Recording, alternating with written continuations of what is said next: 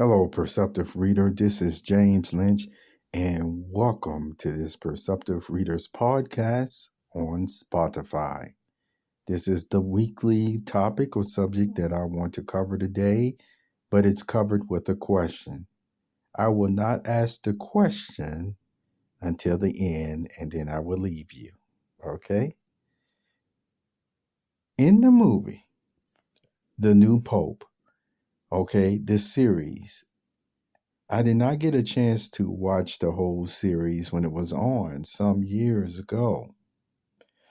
Yet, recently, I've been able to listen to some of the skits, some of the dialogue, watch some of the scenery, etc., everything that they put into that movie.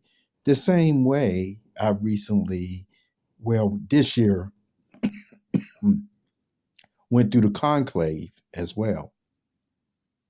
And there's something that I want to mention in the effort of the profound reading, those articles that I've started writing as a series as well with the jamespoetry.online website. And so it's in the spirit of what I'm about to tell you now. Okay?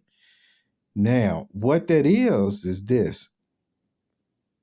The Pope, okay, of this series, and since I haven't really watched the whole series from all those years ago, I don't know all the characters' names, so I'm just going to say the Pope that was sitting with all the bishops and the priests in one of their meetings, and he was addressing a concern that people understand, and it is really the top priority even of the church.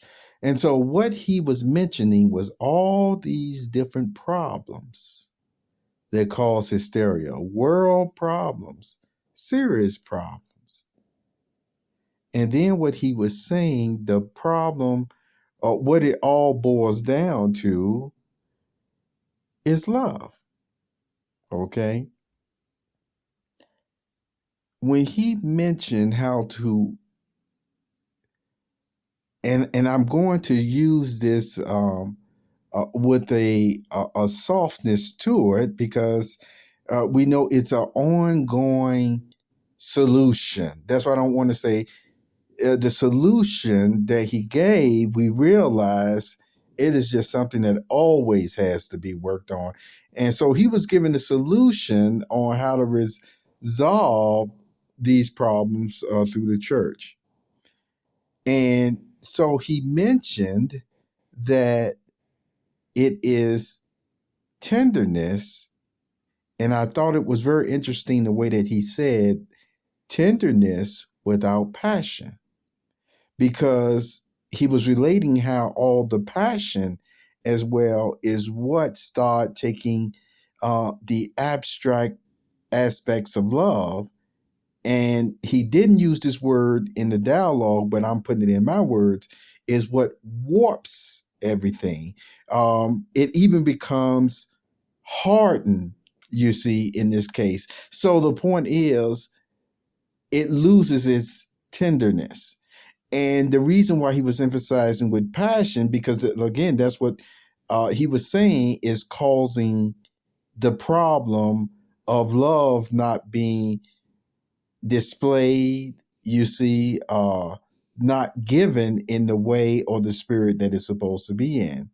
And so that's why I'm telling you today, Perceptive Reader, about the expression where he was saying it has to be tenderness shown without passion. Okay, let me switch now as a, if you will, a somewhat commentary on everything that was just said, because I gave you that was the spirit of how he was saying resolving the problem. And now I'll share something with you with experience and why people actually behave the way that they do in certain positions of responsibilities. Remember, I told you there are some individuals that you can go out and I mean on any type of events, entertainment, shows, and things of that nature. And you will see a different side of them that you may not see in any other setting, especially when it even comes to the responsibilities or roles of the church. I want to emphasize that.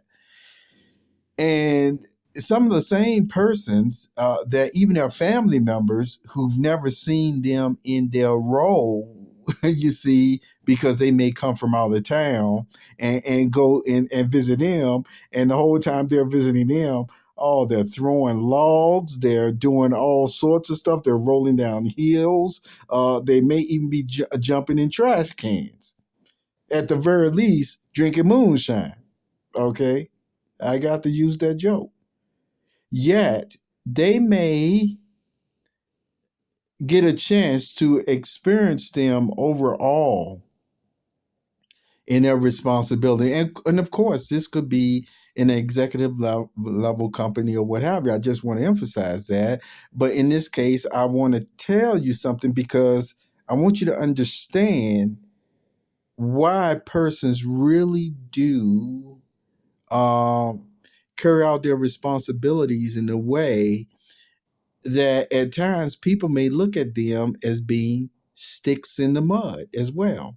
Because let's just face it, being imperfect and things of that nature, and realizing the importance of the job or the responsibilities, especially in the church, it is often just the best way to do it according to your ability. And it takes, for some, years of experience to get to that point where they can have that right type of balance. See, that right type of even tenderness. Okay. And so what I'm telling you is I understand that type of script, that type of writing, that type of story that they put in there where they had the Pope state, it takes tenderness without passion. And so, with that statement, I want you to know again, this is why persons end up even looking like they're sticks in the mud because there's certain aspects of their personality you will never see, you see, unless maybe you're a close family member, unless you're a relative or a best friend of trust. It doesn't mean that these persons are hiding who they are, but no, the role actually entails them being a certain way. You see what I'm saying? In order to give the best outcome, the best performance, and the best treatment, if you will, of the persons who need that role or occupation for one reason or the other. And so, with that being said, the next statement that I want to make, though, is another problem that has come about, and people have been talking about this a lot. You know, sometimes people will say something to another individual, so they will stop trying so hard to reason with people. And I continue to say it depends on the situation, regardless of how people feeling about it or not. What is that? The statement is uh, a lot of people don't care what is right. They care about just still who they like. So what is right really doesn't matter if they don't like you. And that's a case too. We know that happens with a lot of persons. And that's why I told you it depends on the situation on, okay, whether the person want to listen or not. You see, if you have the accurate information, you still should relate it at least once to the person, you see. And sometimes, depending on the situations, you may have to relate it more times. So, if a person with their own type of views, their background,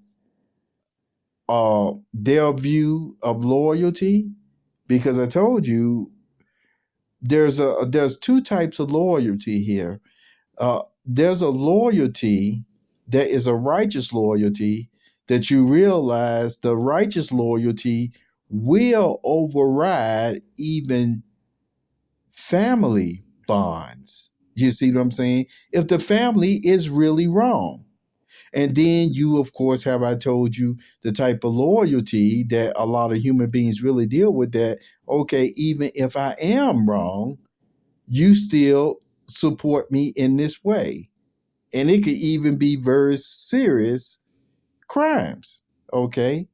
We know that. And so that's where you can remember the statement again about people don't care what is right, but who they like.